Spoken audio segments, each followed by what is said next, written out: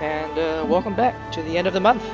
So with about 30 minutes to go, we are at rank 4 on PCNA, which is about what I got the very first year that Tables of Tribute came out, the very first season. I think that was my final rating. So it seems like it's about the same. Had a good run there. The opponents, the other three on the top, really must play a lot of Tales of Tribute there. 2000. I was playing basically 3 games a day near the end. Um, Final thoughts overall. I will show an Excel sheet of my final win rate and going first and going second and all that. And I'll just put that up just in a second. And welcome to my Excel sheet. So it's just a record of all the games I played this month. Looking at the data, 82 games in total, 41 going first and 41 going second. So yeah, there's no RNG there. You have a 50% chance of going first or second.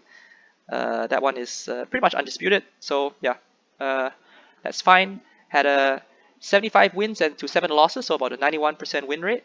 So that's what you need to get. About 90% win rate is what you need to get to maintain the high ranks, I'd say, especially at the end.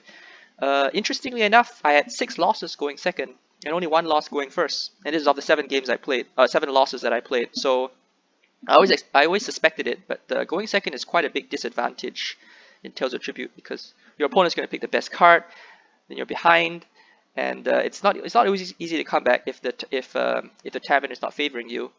So this makes me wonder actually if to reduce this discrepancy, it's possible for the second player to get like 1 prestige at the start or 1 power at the start of the game as well.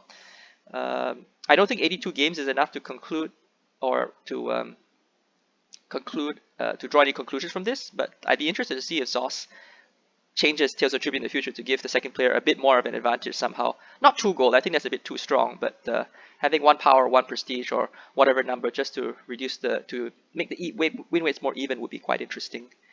40 wins going first, 35 wins going second. I don't think anything can be concluded from that. Let's look at our record a bit.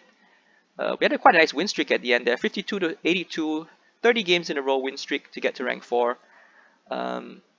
Yeah, that was quite lucky at the end. Especially got a couple of. I think I was going first quite a lot near the end, so that was quite lucky. General conclusions. I was playing Alessia every single game, and I found that Alessia to be a very snowbally patron, especially if you're going first. You get the first activation of Alessia power. Your opponent's at a disadvantage in the sense that when they use it back against you, they don't improve their deck, and you can just keep using it over and over again. So it's not a winning proposition to fight over that. And once you start using it when it's in your favor, you shuffle all these really powerful agents, Chainbreaker Sergeants, into your deck, and it becomes very hard to come back from that. Not that you should use Alessia power first all the time. Sometimes the tavern does show better cards, so it's not always use Alessia first every single time, but it's still something to take note of that Alessia power is very snowbally, and if you're going first, especially, don't ignore it, which I find a lot of players did ignore it, in fact, and let me use the Alessia power first, and that's something to be aware of at all times. Having played all these games I got to rank 4, I don't think Tales of Tribute is very luck-based in of itself. I see some posts on Reddit saying like, oh, RNG is so bad, the tavern always showed the good cards to my opponent and not to me, but, I got to rank 4, and I didn't play the best either. I mean, you can see my games. I made lots of mistakes. I missed patron victories. My opponent missed patron victories. I made, especially for my losses, there's things I could have done better. And even in my wins, there's things I could have done better. So I'm not like a computer playing the best game possible, and neither are my opponents. I think if you want to get better at Tales of Tribute, it's not good psychologically to blame RNG for your losses. You need to think about your own actions and what you could have done better, and that is a much more healthy approach to take when playing video games in general, or playing games in general, or life in general. You have control over your own actions. You can ignore things you can't control. You can't control RNG. Nothing you can do about that. Focus on your own actions. See what you could have done better, and that will improve your game. And don't be scared to queue. Don't be scared to queue for ranked either. I think between rank and casual, I think the skill level is about the same. like there's not that many people playing Tales of Tribute, to be honest. You know, you can queue up to 5 minutes, even 10 minutes to find a game, if the not many people are queuing up at the moment. And then you know at that point the game will just match out with any random person. That's I don't know how MMR works exactly, but when it starts matching up with random people, you're gonna get the same experience playing casual or ranked essentially. So why not play ranked? If you're scared to see your number go up and down, just ignore the number. Just play ranked. You'll get better. And if you get a good number at the end of the day, you know, good for you. I'm pretty happy with my climb overall. Rank 4 is pretty good. I got rank 4 the last time I tried to climb.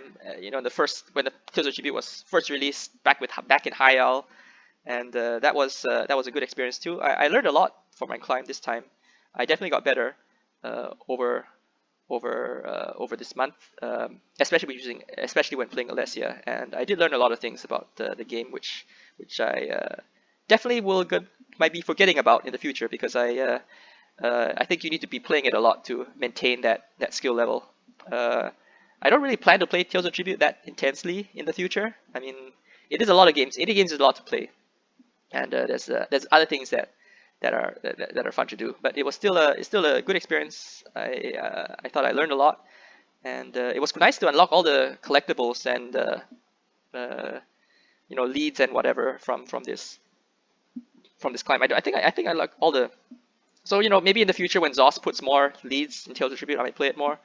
But at this point, I'm quite satisfied with how things went, and I hope you all learned something from watching my gameplay.